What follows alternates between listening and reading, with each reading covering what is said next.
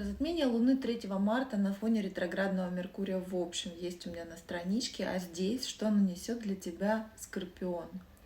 Его тема «Чего хочешь ты, а не твои друзья».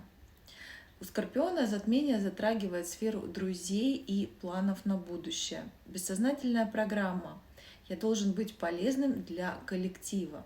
Ты мог растворяться в сообществах, теряя себя, или контролировать друзей через заботу, считая это поддержкой.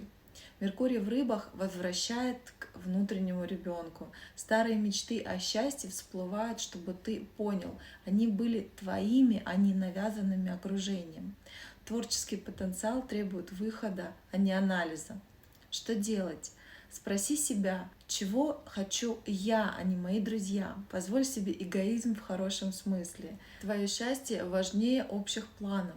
Займись тем, что зажигало тебя в детстве. Сохрани, чтобы вспомнить свои мечты.